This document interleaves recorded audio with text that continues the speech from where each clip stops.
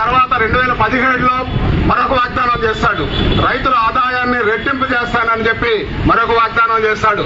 ఇప్పుడు 2022 నాటికి 5 ఏళ్లలో చేస్తానని చెప్పాడు. కానీ 2024 దాటిపోయి ఇవాళ 2025కి వచ్చేస్తున్నాం.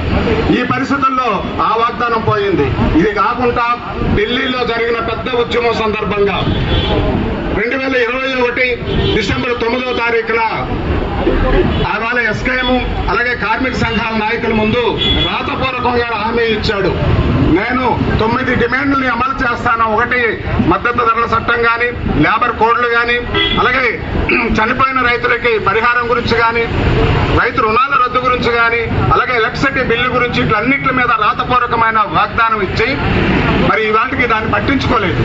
పైపెచ్చు తన విధానాల్ని మరింత ఆ లేబర్ కోడ్లో ఏవైతే వ్యవసాయ చట్టాల్లో ఏవైతే చెప్పాడో అవే విధానాన్ని ఇవాళ అమలు చేస్తూ వస్తున్నాడు. అంటే ధరలు పెరుగుతున్నాయి, నిరుద్యోగం పెరుగుతున్నది, అలాగే ఇవాళ వ్యవసాయ సంక్షోభం కూడా పెరుగుతుంది. ఈయన వచ్చిన తర్వాత ఆత్మహత్యలు మరో 14% పెరిగినాయి. అలాగే కార్మికుల తాలూకా నిజ వేతనాలు పడిపోతున్నాయి, అలాగే ఉద్యోగ అవకాశాలు తగ్గిపోతున్నాయి. అతను ఇచ్చిన హామీ ఏదైతే 2 కోట్ల ఉద్యోగాలు ఇస్తున్నాడో ఏటా 40 లక్షల వరకు ఉద్యోగాలు పెరిగిపోతున్నాయి. ఈ పరిస్థితుల్లో జీవన విధానాన్ని ముందుకు తీసుకెళ్లడం అనేది కష్టమవుతుంది. ఇంకొక వైపున ప్రజల వల్ల వచ్చిన పన్నుల ద్వారా వచ్చిన డబ్బులనేమొచ్చి కార్పొరేటెడ్ కంపెనీలకి అప్పనంగా అప్పచెప్తున్నాడు. ఈయన కాలంలోనే చూసుకుంటే దగ్గర 20 లక్షల కోట్ల రూపాయలనేమొచ్చి వాళ్ళకి పెత్తందారులకి, కార్పొరేటెడ్ కంపెనీలకి, ధనార్జన వర్గాలకి వాళ్ళ రుణాలు రద్దు చేయడం కానీ, వాళ్ళు కట్టవలసిన పన్నులు రద్దు చేయడం రూపంలో వాళ్ళు కట్టబెట్టాడు. అంటే ఇటు కార్మిక వర్గం తాలూకా శ్రమకి సరైన విలువ చెల్లించి కనీస వేతనాలు ఇస్తానన్న వాగ్దానం పక్కకు పోయింది. రైతుల తాలూకా రుణాలని రద్దు చేస్తానంత పక్కకు పోయింది. ఈ రోజు పక్కాగా ఇవాళ దేశంలో ఉండే నూతన ధనవంతులకి అనుకూలమైన విధానాలను అమలు చేస్తూ ఇవాళ కర్షకుల తాలూకా చెమటనే వచ్చి వాళ్ళకి దోషిపోయి పెట్టే విధానాలను పడగొడుతున్నాడు. ఈ పరిస్థితుల్లోనే మిత్రులారా, సోదరిమల్లారా, ఈ రోజు మన దేశవ్యాప్తంగానే ఉత్పత్తి వర్గాలు ఒక్కటైనాయి.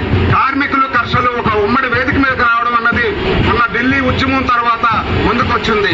ఇవాళ జాతీయ కార్మిక సంఘాలన్నీ ఒక ప్లాట్ఫామ్ మీదకి వచ్చినాయి.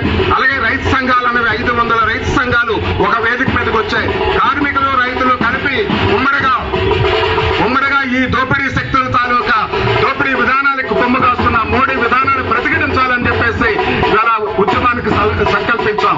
ముఖ్యంగా ఇవాళ నవంబర్ 26వ తారీఖు అన్నది మన రిపబ్లిక్ డే కాదు, అంతకంటే ఢిల్లీ ఉద్యమాన్ని ప్రారంభించుకున్న రోజు. ఆవేళ ఢిల్లీ ఉద్యమాన్ని నవంబర్ 26వ తారీఖున ప్రారంభించుకున్నాం. ఆ ఉద్యమం అన్నది కార్మిక శక్తి తాలూకా ప్రారంభ ఉద్యమంగా మనం ఇవాళ దేశవ్యాప్తంగా ముందుకు తెస్తూ దాన్ని మళ్ళా 2వ విడత పోరాటంగా ఇవాళ మనం ప్రారంభించుకున్నాం. ఇవాళ చిన్న విషయం కాదు. దేశంలో మొత్తం 500 జిల్లాల్లో ఇవాళ కార్మికులు, వేలాది మంది కార్మికులు, కర్షకులు, అలాగే శ్రామిక జనం అంతా కూడా ఉమ్మడిగా ఒక వేదిక మీదకి రావడం అనేది జరిగింది.